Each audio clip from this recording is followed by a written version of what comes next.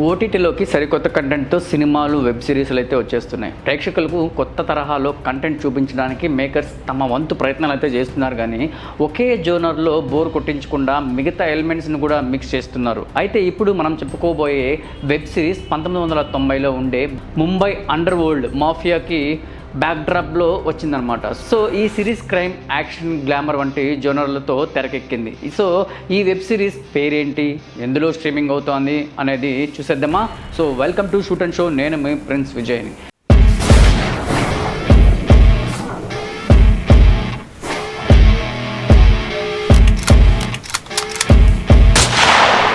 So ఈ action crime thriller web series పేరు బాడెస్ బేగం.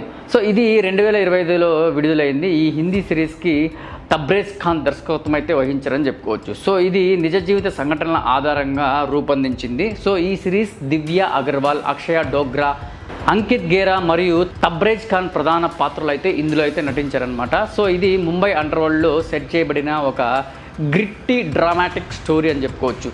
ఇది అయితే ఈ సంవత్సరము జూన్ 26 నుంచి అయితే హంగామా ఓటీటీలో అయితే అందుబాటులోకి వచ్చేసింది. సో ఒకసారి మీరు క్లిక్ చేసి దాన్ని చూడండి. సరే, దీని సంగతి ఏంటో చూద్దాం.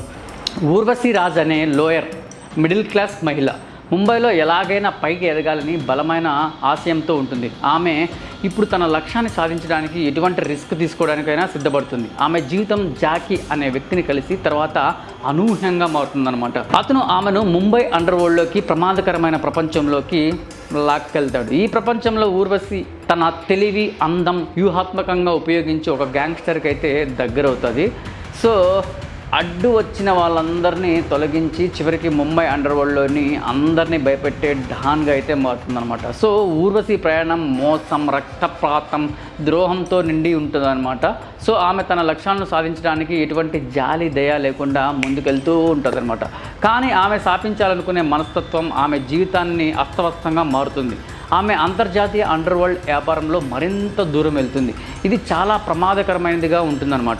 ఇందులోకి వచ్చాక ఒకరోజు ఊర్వశి రాజే హఠాత్తుగా కనిపించకుండా పోతుంది. చివరికి ఆమె ఎలా అదృశ్యమవుతుంది? ప్రాణాలతోనే ఉంటుందా?